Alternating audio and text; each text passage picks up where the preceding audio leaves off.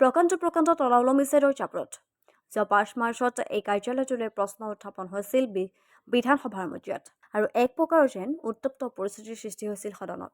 আজি আমি আপোনালোকক দেখুৱাম সেই কাৰ্যালয়টো। আলুপট্টি মাজাৰচৰ কৃষি মহকুমা বিষয়াৰ কাৰ্যালয়টোত ভূত বাংলাত পৰিণত হৈছে। গেটত ওলমিছে প্ৰকাণ্ড তলা, ঘাঁহ বন গজিছে কাৰ্যালয়ৰ চৌহদত। স্থাপন হোৱাৰ কেইবছৰমানৰ পিছৰে পৰা কোনো বিষয়া কৰ্মচাৰী নাহে কাৰ্যালয়টোলৈ। বছৰৰ পিছত বছৰ ধৰি ঘৰতে বহিয়েই ভোগ কৰিছে চৰকাৰী দৰমহা।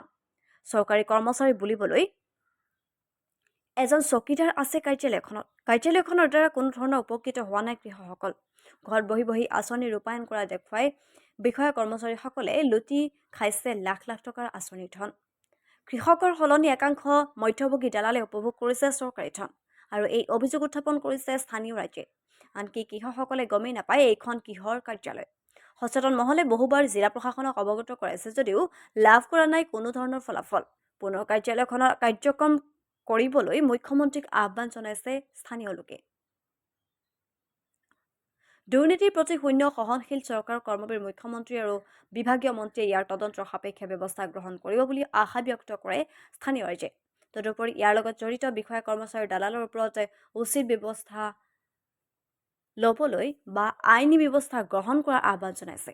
দক্ষিণ বৰপেটাৰ পৰা আবু মুতালিবৰ ৰিপৰ্ট, অসম ক্ৰান্তি সংবাদ। মোৰ প্ৰশ্নটো আছিলে যে আমাৰ আলুপট্টি মাজাৰচৰত এটা SDO office, sub divisional agriculture office আছে, তাত প্ৰায় 28জন ষ্টাফ।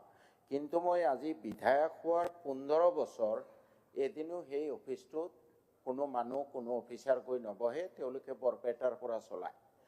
এটা কথাই কম যে এই যিখন কাৰ্যালয় বৰ্তমান বিধানসভাৰ মজিয়াত এই কাৰ্যালয়খনৰ কথা উত্থাপন হোৱাৰ পিছতহে বহুতেই হয়তো গম পাই আছে যে চৰাঞ্চলত এই কৃষি বিষয়ৰ কাৰ্যালয় আছে। আগতে যদি মানুহে এনেই শুনা পাইছিল, এতিয়াহে ভালদৰে জানি আছে আচলতে কাৰ্যালয়খন আছে। কিন্তু কাৰ্যালয়খন বহুত পুৰণা হ'লেও ইয়াত যিসকল কৰ্মচাৰীক নিয়োগ কৰা হৈছে এই কৰ্মচাৰীসকলে ইয়াত ডিউটি নকৰে, ইয়াত নাহে। কেৱল চতুৰ্থ বৰ্গৰ কৰ্মচাৰী এজনে ইয়াত চোৱা চিতা কৰি আছে আৰু চোৱা চিতা কৰিলেও ইমান ভালদৰে চোৱা চিতা কৰা নাই। আপোনালোকে পৰিৱেশখন চাই হয়তো গম পাইছে যে কেনেকুৱা ধৰণে ভূত বাংলাত পৰিণত হৈ আছে। বহুত দিন আগত আৰু বেছি আছিল, মানে লেতেৰাময় অৱস্থা বহুত বেয়া আছিল, ঘাঁহ বন বেছি হৈছিল। এতিয়া তথাপিও অলপ চাফা কৰিছে। এতিয়া কথা হ'ল যিসকল কৰ্মচাৰী এই অনুষ্ঠানত নিয়োজিত হৈ চৰকাৰী দৰমহা ভোগ কৰি আছে সেইসকল কৰ্মচাৰীক মানে বিদায় দিব লাগে। এইটো ডিপাৰ্টমেণ্টত তেওঁলোকক ৰাখিব নালাগে। আমি জানো যে অসমৰ মুখ্যমন্ত্ৰী ডাঙৰীয়া বহুত বিভাগ এনেকুৱা ধৰণে বহুত বিভাগ পৰি আছিল, যিবিলাক বিভাগ এতিয়া টনকিয়াল হৈছে, ঠিক ঠাক হৈ গৈছে। গতিকে এই বিভাগটোৰ ওপৰতো কঠোৰ পদক্ষেপ ল'ব লাগে। আৰু বিশেষকৈ আলুপট্টি মাজাৰচৰ বজাৰস্থিত এই যিখন কৃষি বিষয়াৰ কাৰ্যালয়, এই কাৰ্যালয়ত কোন কোন জড়িত হৈ আছে, কোন কোন বিষয়াই ইয়াত অৱহেলা কৰি আছে, সেইসকল বিষয়াক অতি শীঘ্ৰে চিনাক্ত কৰি তেওঁলোকৰ ওপৰত কঠোৰ ব্যৱস্থা গ্ৰহণ কৰি মুখ্যমন্ত্ৰী ডাঙৰীয়াই আমাৰ চৰাঞ্চলৰ কৃষকসকলৰ প্ৰতি মানে হৃদয় ভাৱ দেখাব বুলি আমি আশা কৰিছোঁ আৰু ভাবিছোঁ যে কৃষিমন্ত্ৰী ডাঙৰীয়াও এই বিষয়ে অতি সোনকালে আমাৰ বিধায়ক শৰ্মা আলী ডাঙৰীয়াই যিদৰে বিধানসভাত উত্থাপন কৰিছে, অতি সোনকালে ইয়াৰ ওপৰত তদন্ত সাপেক্ষে বিহিত ব্যৱস্থা গ্ৰহণ কৰিব বুলি আশা কৰিছোঁ। ধন্যবাদ। কাৰ্যালয়খনৰ বৰ্তমান অৱস্থা হ'ল ইয়াতে কাৰ্যালয়খন আছে, কিন্তু ইয়াতে কোনো বিষয়া কৰ্মচাৰী নাই। এই অফিচৰ যোগেদি কৃষক ৰাইজৰ কোনো তেনেকুৱা ধৰণৰ কামো নাই। কেৱল এজন থাকে, চতুৰ্থ বৰ্গৰ কৰ্মচাৰী থাকে, তেখেতেই অফিচখন চোৱা চিতা কৰে।